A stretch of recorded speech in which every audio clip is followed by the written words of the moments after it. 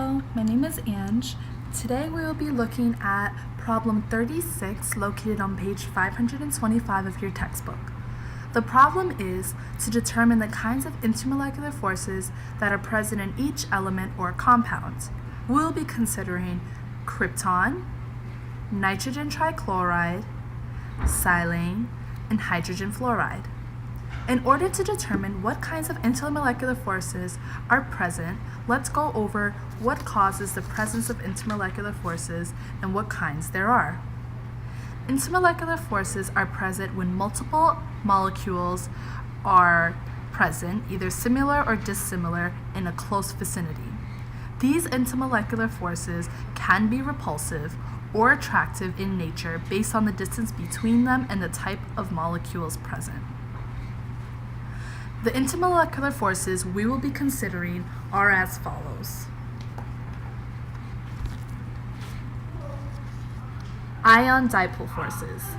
Ion dipole forces occur when two or more ions of opposite polarity are in close proximity, creating a dipole. Hydrogen bonding. Hydrogen bonding exists between a hydrogen atom and an electronegative atom, such as oxygen, nitrogen, or fluorine.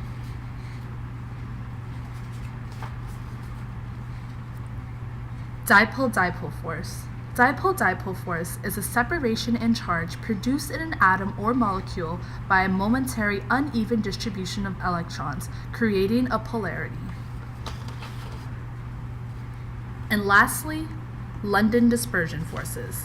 London dispersion forces are created between two nonpolar molecules caused by the presence of a temporary dipole in the molecules. London dispersion forces are present in all molecules and atoms and is the weakest intermolecular force.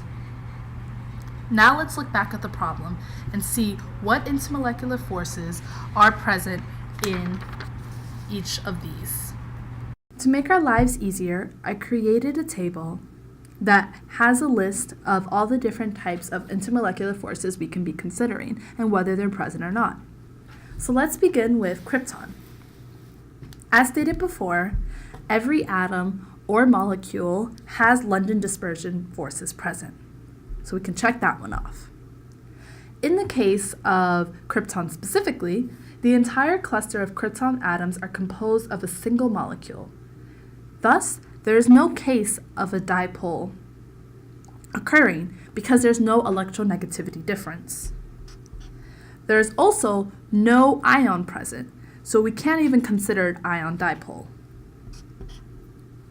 Moreover, no hydrogen is being bonded to a highly electronegative atom, so there's no hydrogen bonding. Thus, in the case of krypton, there's only London dispersion forces that are present. Okay, now let's consider the molecule nitrogen trichloride. Nitrogen trichloride is made up of one nitrogen and three chlorines. There is a slight electronegativity difference amongst the nitrogen and chlorine, and we can get that from looking at our periodic table. We can see that nitrogen is located over here and chlorine is over here. If we remember our periodic trends, electronegativity decreases as we go down a group, but increases as we go across the table. But it's important to remember that nitrogen is, again, one of the most electronegative atoms, as we know in terms of hydrogen bonding. So, because of that slight electronegativity difference, we do know that there is a dipole. In addition, of course, we do have the London dispersion forces because, again, every molecule and atom has London dispersion forces present. Hydrogen bonding is not present in this case because though there's a nitrogen, a highly electronegative atom, it is not bonded to a hydrogen. There is no ion dipole force because no ions are present.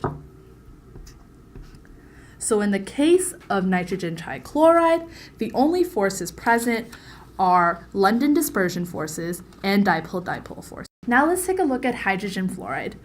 Hydrogen fluoride has a significant electronegativity difference. As we can look at our periodic table, hydrogen is located over here and fluorine is located over here. Hydrogen has a slightly positive charge while fluorine has a more negative charge. So there's a clear dipole,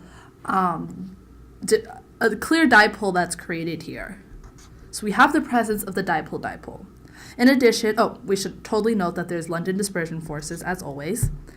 And interesting enough, in this case, we do have hydrogen bonding because there's a hydrogen molecule that's present that is bonded to a highly electronegative atom such as fluorine. But we do not have ion dipole. There's no ions that are present. So in the case of hydrogen fluoride, we have London dispersion forces, hydrogen bonding, and dipole-dipole. Something to note is that hydrogen bonding is a form of dipole-dipole forces because in both cases, a polarity is present that creates this dipole. Now let's take a look at silane.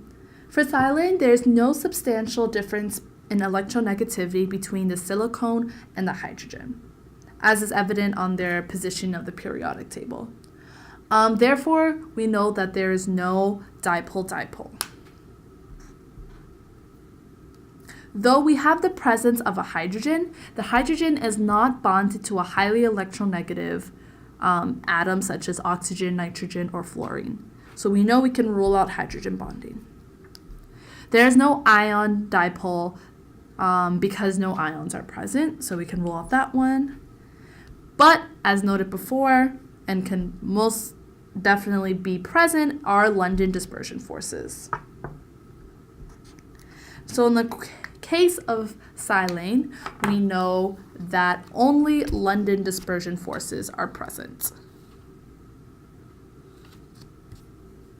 So I hope that looking back at all of these different molecules and the different intermolecular forces that are present, that this can make you better help understand what intermolecular forces are present in different types of molecules and atoms.